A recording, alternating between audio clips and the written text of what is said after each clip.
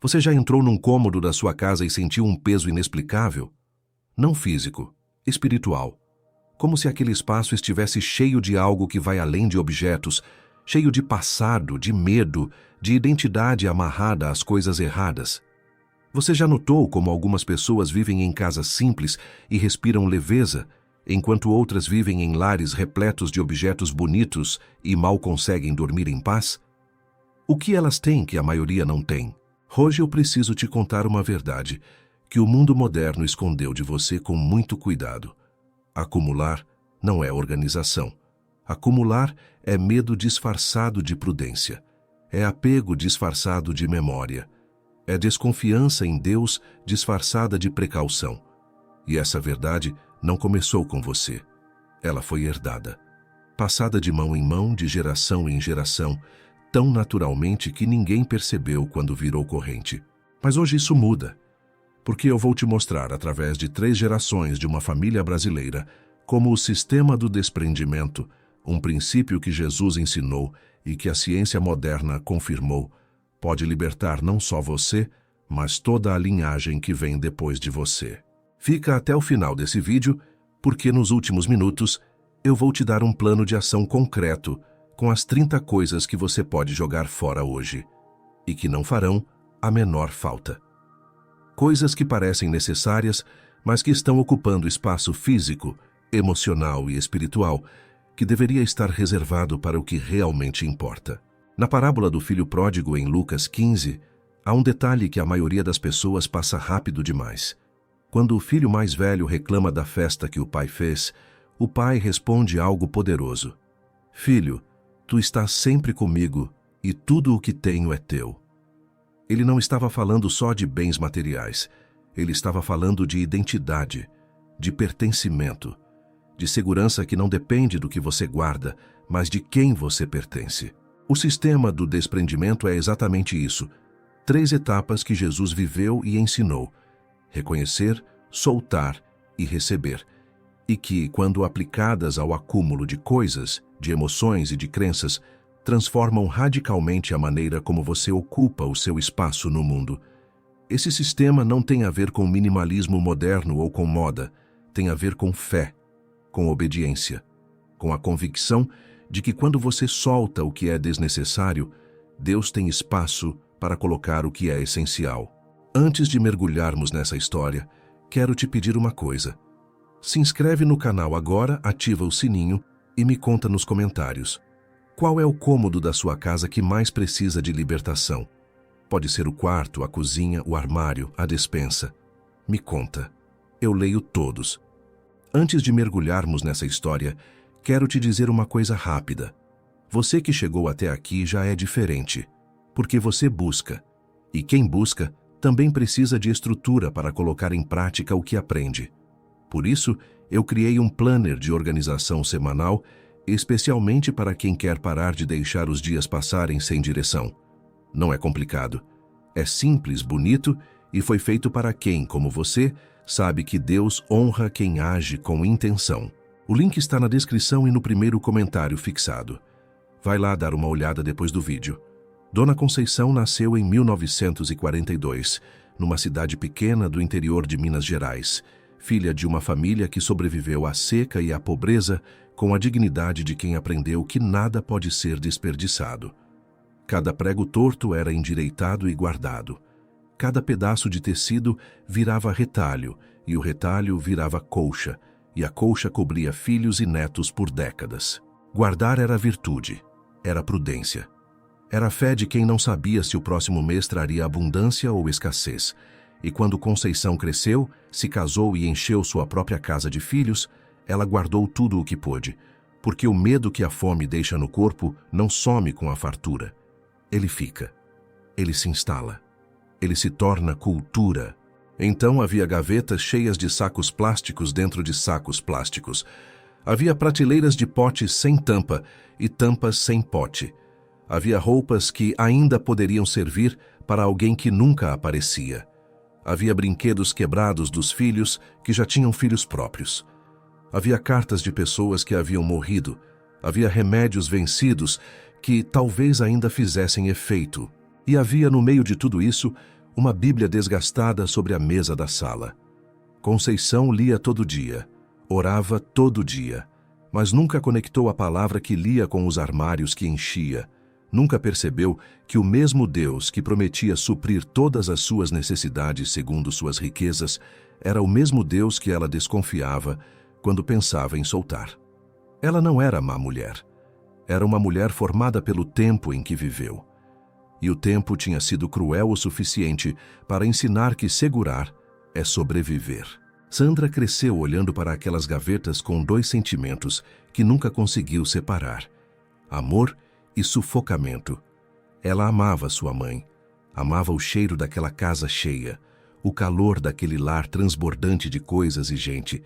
Mas quando saiu para o seu próprio apartamento aos 24 anos em São Paulo, ela prometeu para si mesma: eu não vou ser assim.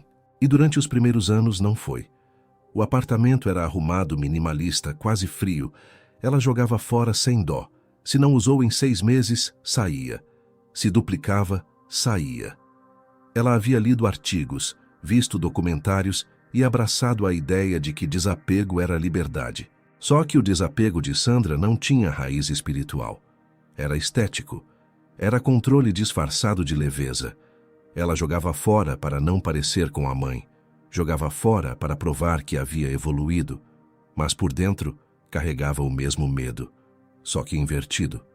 Onde a mãe temia a falta, Sandra temia o excesso.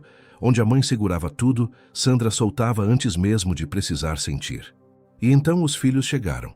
E com os filhos a vida que não cabe em apartamento pequeno. E Sandra foi cedendo.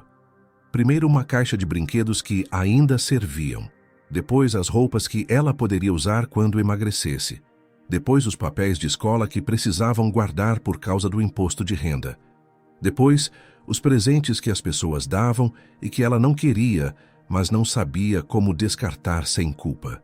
10 anos depois, Sandra olhou ao redor e viu o apartamento da mãe, em proporções menores, mas com o mesmo espírito, e sentiu o peso que havia prometido nunca sentir. Foi numa tarde de terça-feira, enquanto tentava fechar um armário que não fechava mais, que ela ligou para a mãe chorando. E Conceição, do outro lado da linha, disse algo que Sandra nunca esperava ouvir. Minha filha, eu fiz isso com você sem querer. Eu te ensinei a guardar o errado e a soltar o errado. Me perdoa. Naquele mesmo mês, Sandra conheceu Dona Perpétua, vizinha nova do andar de cima, 70 e poucos anos, viúva há uma década, olhos claros e voz firme. Sandra a encontrou no corredor do prédio e percebeu de imediato algo diferente. Ela carregava apenas uma sacola pequena e parecia absolutamente em paz com isso. As conversas começaram pela porta e logo se tornaram encontros semanais na varanda de Perpétua, um apartamento que tinha móveis simples, plantas vivas, luz entrando por janelas sem cortinas pesadas, e uma leveza que Sandra não sabia nomear, mas queria desesperadamente habitar. Como você consegue isso? Sandra perguntou numa tarde. Consegue o quê? Perpétua respondeu. Essa paz, esse espaço. Parece que a sua casa respira. Perpétua sorriu. Minha casa respira porque eu aprendi a respirar primeiro. E então Perpétua explicou o que ela chamava de a primeira etapa. Reconhecer. Não reconhecer o que você acumulou, mas reconhecer por que você acumulou. Qual medo está por baixo de cada objeto desnecessário? Qual crença está sustentando cada pilha de coisas que você chama de só por precaução? Quando você guarda algo que não usa há 2 anos, Perpétua dizia, você não está sendo prudente. Você está dizendo para Deus, eu não confio que o Senhor vai prover quando eu precisar disso de novo. É uma oração de desconfiança em forma de gaveta cheia. Sandra ficou em silêncio por um longo tempo. Então disse, minha mãe passou fome. E Perpétua respondeu com gentileza, eu sei. E o trauma dela é real e merece respeito. Mas o trauma da sua mãe não precisa ser o seu destino. Esse é o ponto onde uma geração pode mudar o que veio antes. Portanto, não vos inquieteis dizendo, que comeremos, ou que beberemos, ou com que nos cobriremos? Porque os gentios é que procuram todas essas coisas, pois vosso Pai Celestial sabe que precisais de todas elas.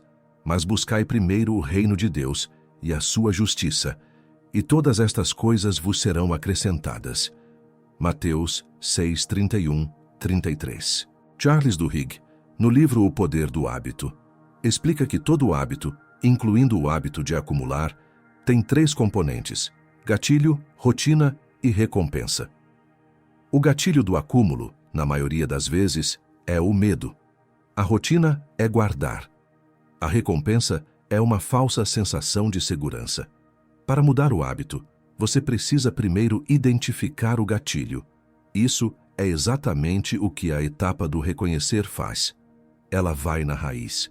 Sandra começou a fazer o exercício que Perpétua sugeriu: pegar um objeto de cada vez e perguntar honestamente: se eu jogar isso fora hoje e um dia precisar disso, eu confio que Deus vai prover outro? Sim ou não? Se a resposta fosse não, ela não descartava o objeto. Ela orava. Trabalhava a fé antes de trabalhar o armário. 3 meses se passaram nessa etapa. Sandra orou mais do que organizou, chorou mais do que descartou, e num dia que ela nunca esqueceu, abriu uma caixa que não abria há 7 anos e encontrou dentro dela não objetos, mas medos. Medos com forma e cheiro e data. E quando reconheceu cada um deles pelo nome, algo se soltou dentro dela que nenhuma terapia havia conseguido soltar. Perpétua estava certa. A casa começa a respirar de dentro para fora. Você acabou de ver como 3 meses de obediência fiel mudaram tudo para Sandra. Mas sabe o que sustenta essa fidelidade no dia a dia? Estrutura. Quando a semana está organizada, quando você sabe o que fazer na segunda de manhã, fica muito mais fácil honrar os compromissos que você faz com Deus e com você mesma. Meu planner de organização semanal foi criado exatamente para isso: te ajudar a organizar suas prioridades com clareza, sem complicação, da forma que quem tem mais de 45 anos precisa, sem modinha, sem exagero, só o essencial que funciona. O link está na descrição e no primeiro comentário fixado. Dá uma olhada. Depois do reconhecer veio o soltar. E Sandra descobriu que soltar é um ato de adoração.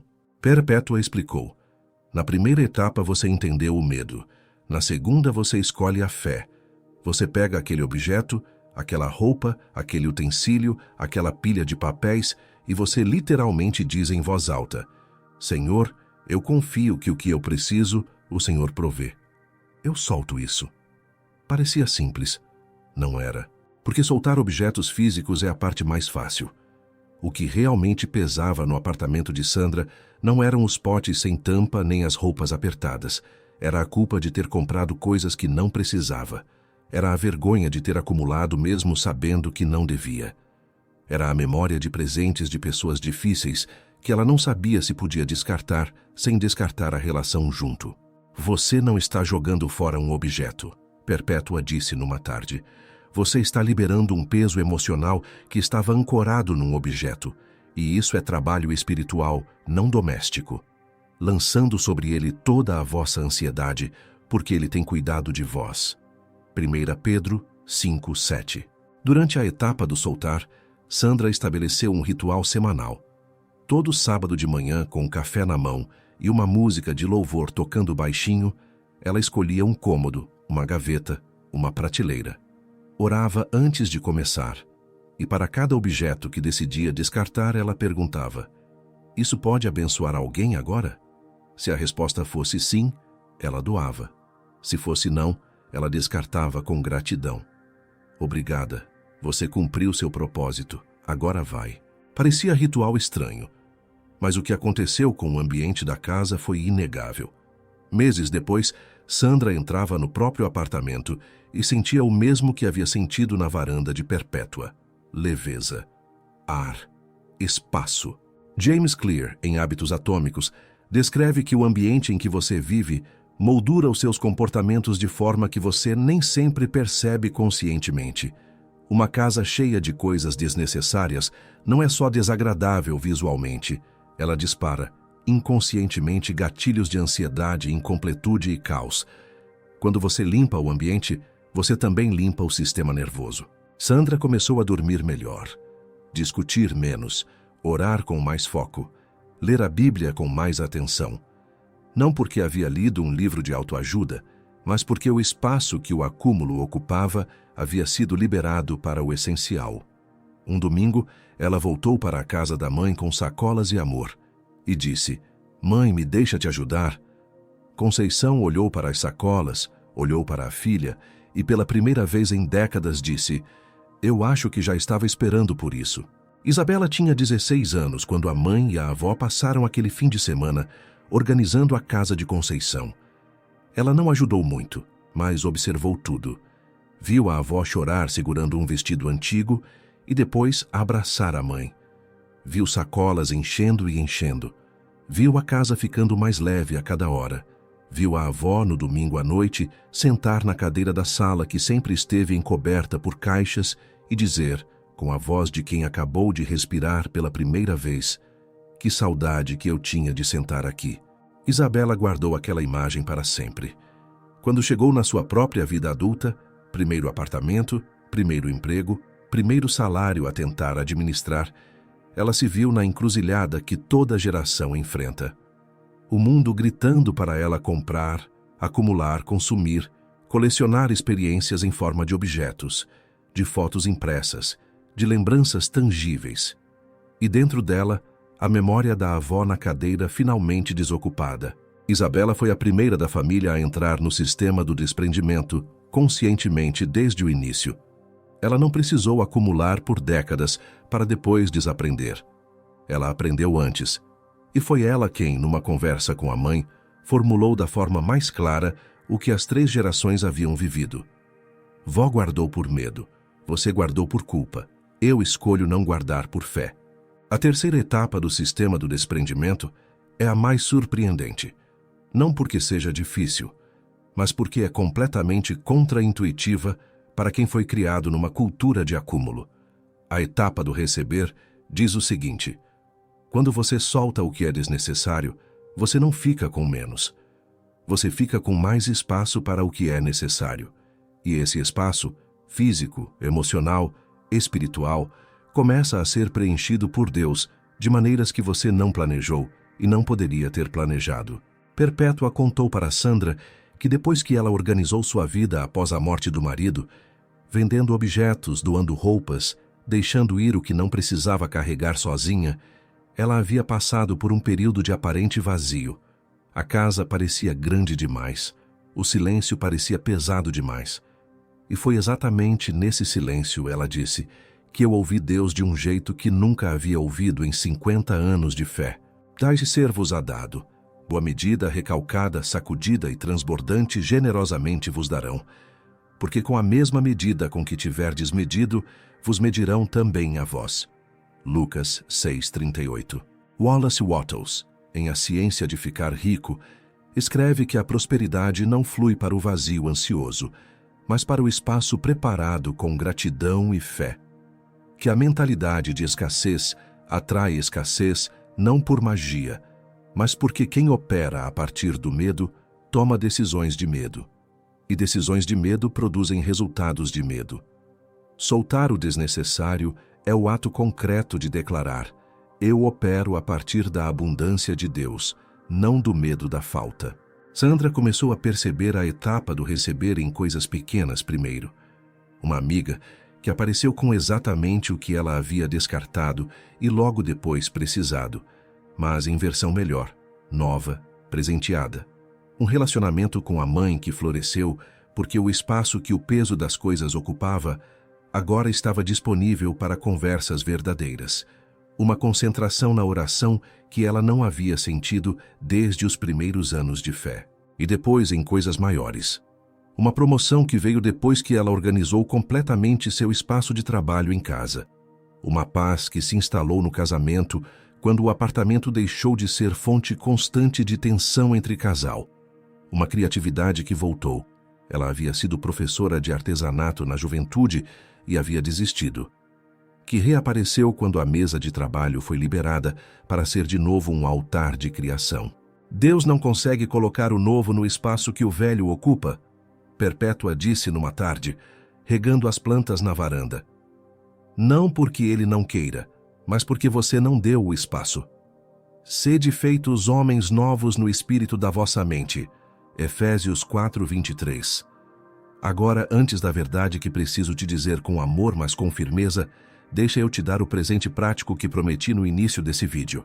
Essas são as 30 coisas que você pode jogar fora hoje e que não farão falta. 1. Roupas que não cabem mais no seu corpo atual. Não o corpo que você quer ter. O corpo que você tem hoje. 2. Sapatos que machucam ou que você usa menos de uma vez por ano. 3. Bolsas e malas com alças quebradas ou zíperes danificados que você ainda guarda para consertar. 4. Potes plásticos sem tampa e tampas sem pote. 5. Sacolas plásticas guardadas dentro de outras sacolas plásticas em quantidade maior do que você usaria em 6 meses. 6. Remédios vencidos, sem exceção. 7. Cosméticos e perfumes que você não usa há mais de um ano. 8. Cabos e carregadores de aparelhos que você não tem mais. 9. Revistas e jornais com mais de 3 meses. 10.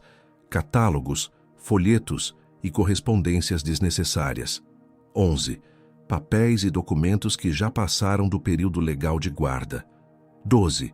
Livros que você leu e nunca vai reler, ou que comprou e nunca leu e claramente nunca lerá.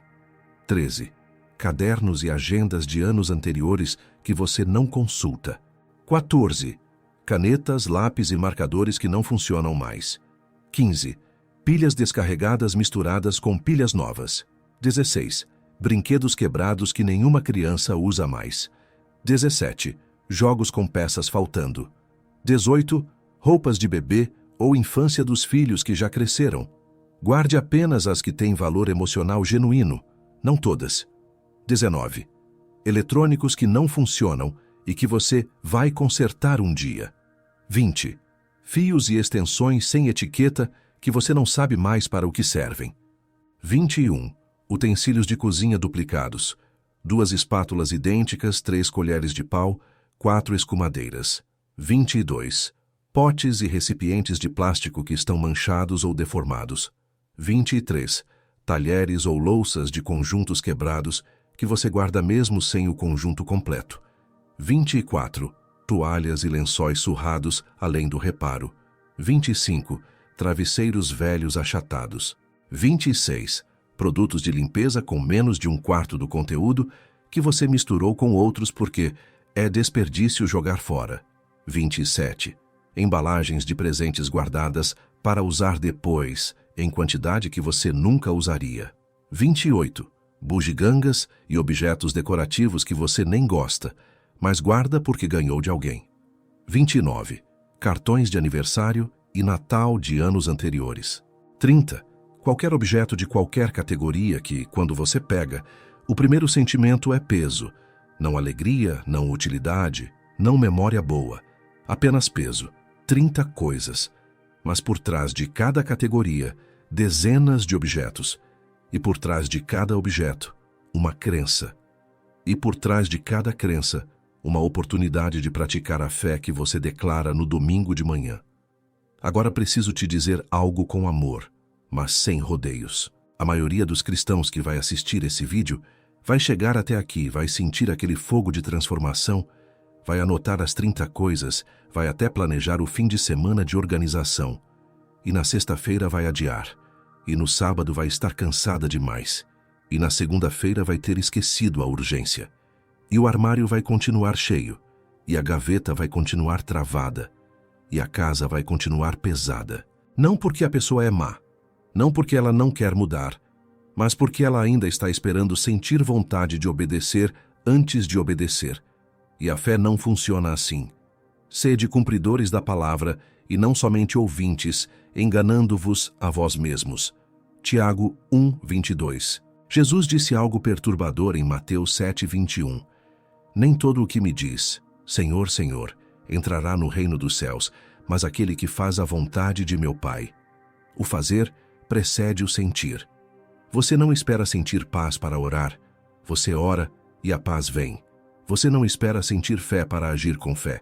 Você age e a fé se fortalece. Você não espera sentir vontade de soltar para soltar. Você solta e a leveza aparece. O verdadeiro engano que o mundo moderno plantou dentro dos lares cristãos é a crença de que transformação é consequência de inspiração.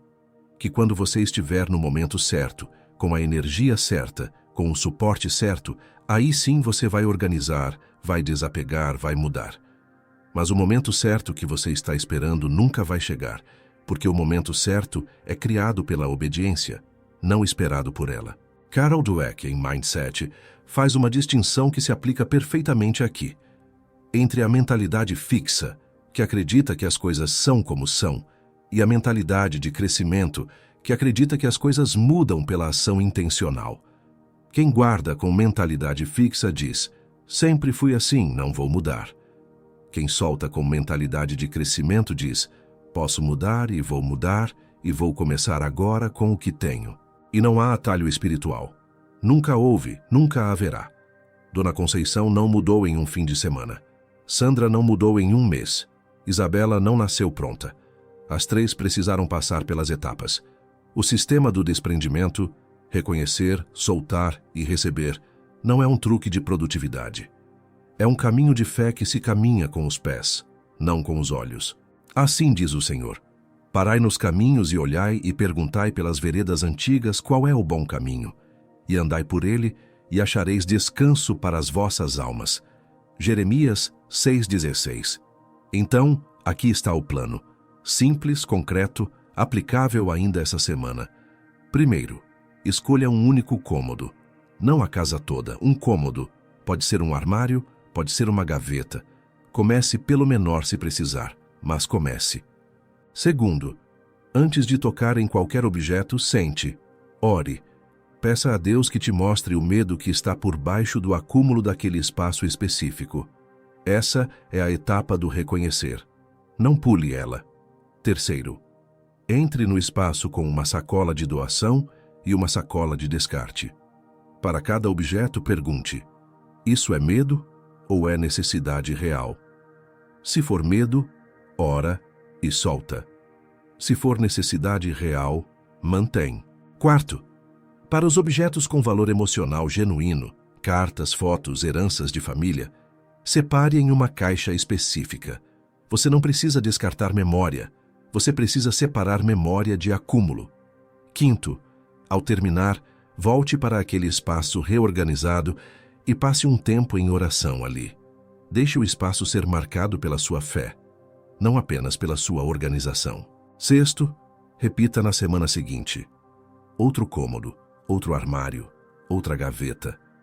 José, que passou do poço para o palácio, não chegou lá em um dia. Davi, que foi ungido rei antes de ser rei, esperou anos de obediência antes de ver a promessa cumprida. Daniel, fiel em Babilônia, manteve a rotina de oração mesmo quando custou caro. Ruth, que colhia às margens do campo, foi fiel no pequeno antes de receber o grande. O sistema é sempre o mesmo, fidelidade no processo, resultado nas mãos de Deus. O fiel em pouquíssimo é também fiel em muito. Lucas 16:10. James Clear afirma em Hábitos Atômicos que não são os grandes gestos que mudam uma vida, mas os sistemas pequenos e consistentes. 1% de melhoria por dia, ao longo de um ano, resulta em alguém 37 vezes melhor do que era. Não precisa ser revolução, precisa ser fidelidade. Dona Conceição viveu até os 82 anos. No último Natal que passou com a família, o apartamento de Sandra já estava transformado há anos, e Isabela havia trazido a primeira foto do quartinho que estava preparando para o bebê que viria. Simples, claro, com espaço para respirar. Conceição olhou para a foto por um longo tempo, então olhou para Sandra e disse, você fez o que eu não soube fazer. E a Isabela vai fazer o que você ainda está aprendendo. Que família bonita a gente tem. Quando Conceição partiu meses depois, havia muito pouco para inventariar. A casa havia sido gradualmente organizada nos últimos anos com a ajuda carinhosa de Sandra. O que restou foram as coisas que realmente importavam. Algumas joias de família, a Bíblia desgastada, algumas fotos, algumas cartas, e Isabela ficou com a Bíblia. Abriu no lugar marcado e leu em voz alta para a mãe a passagem que Conceição havia marcado com uma caneta azul, décadas atrás. e que nunca havia conectado com os armários cheios até que foi tarde demais. Portanto, como já tendes recebido o Senhor Jesus Cristo, assim andai nele, arraigados e edificados nele, e confirmados na fé, assim como fostes ensinados, crescendo nela, com ação de graças. Colossenses 2, 6, 7. Vós sabia, Isabela disse suavemente. Ela sabia. Ela só não conseguiu viver o que sabia. Sandra colocou o braço ao redor da filha. É por isso que eu fico tão grata que você vai começar mais cedo. Não porque você é melhor do que ela, mas porque ela abriu o caminho para que você pudesse. É assim que o legado muda. Não de uma vez, não em uma geração, mas quando uma mulher decide que o medo que recebeu não vai ser o presente que ela passa adiante, nesse momento, algo na linhagem se transforma para sempre. O sistema do desprendimento, reconhecer, soltar e receber, não é sobre ter uma casa bonita, nunca foi. É sobre quem você se torna no processo de soltar o que não é seu para carregar. Existe uma versão de você que entra no armário com ansiedade, que vê um objeto desnecessário e sente culpa por tê-lo comprado, que fecha a gaveta com força e empurra o problema para a semana que vem. E existe uma versão de você que entra no mesmo armário com fé, que pega o objeto, que ora, que solta, que respira, que se aproxima um passo de quem Deus criou para você ser. As duas versões têm o mesmo armário. O que é diferente entre elas não é o espaço físico, é a postura espiritual diante do espaço. Você tem 5 anos à frente. Em 5 anos, você pode ser a pessoa que ainda está procurando o momento certo para organizar, que ainda está guardando só por precaução, que ainda está sentindo o peso que prometeu a si mesma que não sentiria. Ou pode ser a pessoa que há 5 anos começou, timidamente e imperfeitamente, mas começou, e que hoje olha para o próprio espaço e vê a leveza que só a fé produz. O caminho está esperando. Deus não vai forçar, mas Ele já preparou, como fez com Conceição na cadeira finalmente desocupada, como fez com Sandra na varanda de Perpétua, como fez com Isabela no quartinho iluminado. Um espaço para a versão de você que decide soltar o errado para receber o certo. E conhecereis a verdade, e a verdade vos libertará. João 8:32. E por falar em começar, se você saiu desse vídeo com vontade de organizar uma área da sua vida de verdade, não deixa essa vontade passar. Porque disposição sem ação vira só mais uma inspiração esquecida até a sexta-feira. Meu planner de organização semanal está na descrição e no primeiro comentário fixado.